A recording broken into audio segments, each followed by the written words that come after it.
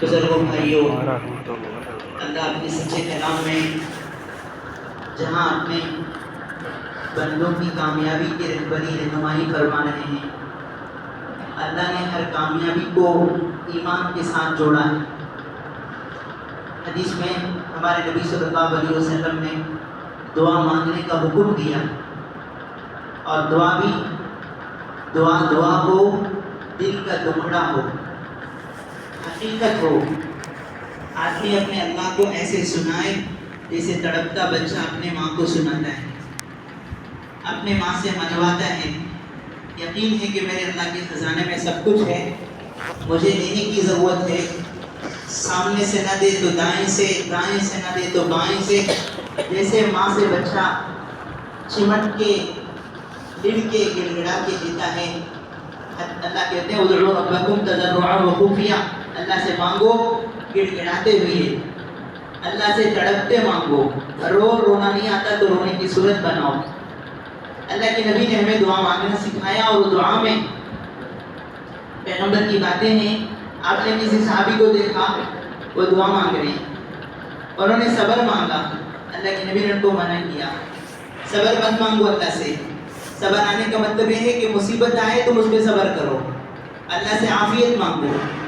حدیث میں ہے عافیت ایسی مبارک چیز ہے، ساری دنیا اور آخرت کی بھلائی اس میں آ گئی۔ عافیت کا ترجمہ پوری اردو ڈکشنری میں کما حقہ نہیں ہو سکتا۔ کیا لفظ ہے عافیت، جس کو ہمارے نبی نے مانگا ہے؟ اللہم انی اسألک العافیہ واسألک تمام العافیہ واسألک دوام العافیہ۔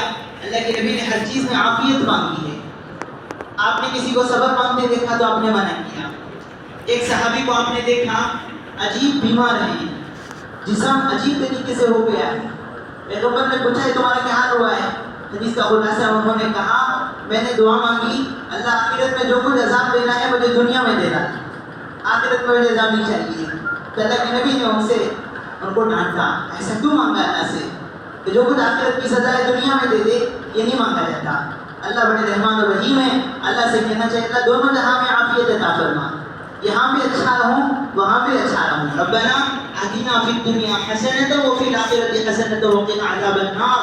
اللہ اپنے بندوں کی صفات بیان کرتے ہیں کہ اچھے بندے یہ دعا کرتے ہیں اللہ دنیا میں بھی بھلا رہے، آخرت میں بھی بھلا رہے، اللہ سے خیر کی امید رہے۔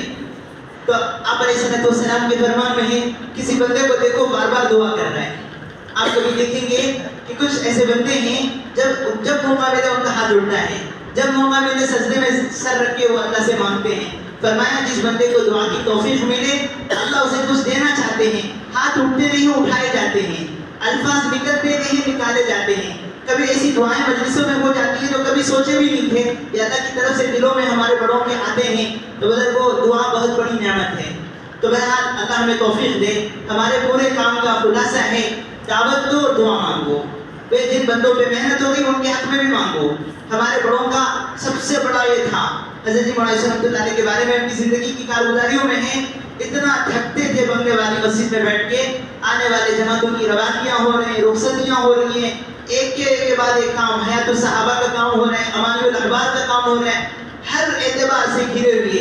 لیکن جب دعا کی باری آتی، حضرت کی کتاب میں، حضرت کی سیرت میں لکھا ہوا ہے ایسا مانگتے کہ ابھی ان کو کوئی کام نہیں تھا، ابھی بسم اللہ خانی، تھکے ہارے ہیں، لیکن دعا میں ہاتھ اٹھتا تو ایسا جی بھر کے دعا کرتے، ایسے پر لطف دعا ہوتی کہ مجمع بس روتا رہ جاتا۔ دعا میں آدمی اپنے آپ کو چوکنا کر کے اللہ سے مانگے، حاضر باش ہو کے مانگے۔ فرمایا کہ اللہ اس بندے کی دعا نہیں سنتے جس کا دل غافل ہو، جس کا دل غافل ہو، مانگا کچھ چاہ رہا ہے ذہن کہیں اور ہے، ایسوں کی دعا اللہ نہیں لیتے۔ تو ہم جی بھر کے اللہ سے مانگیں، خاص کر ان مبارک محنتوں میں۔ کوئی پوچھے ہمارا تبلیغ کا کام کیسا چل رہا ہے، جواب یہ ہے کہ کوئی ایک رات ہماری جماعتوں کے ساتھ گزارو، کوئی ایک شب گزاری آپ مرکز میں رہو، آپ کو پتہ چلے گا یہ کام کیسا چل رہا ہے۔ کوئی بندہ بڈھا اٹھ رہا ہے، 4 بجے اٹھ رہا ہے، ٹھنڈے پانی سے وضو کر رہا ہے، 2-4 رکعت پڑھ کے کونے میں رو رہا ہے، یہ رونے ہمارے کاموں کو چلا رہے ہیں۔ فرمایا کہ اس امت میں جب تک یہ استغفار کرنے والے باقی رہیں گے اللہ عذاب نہیں بھیجیں گے۔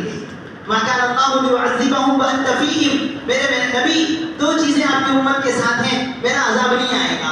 پہلی چیز حضور کا وجود، اللہ کے نبی جب تک امت میں ہیں اللہ کا پانی بھیجوں گا.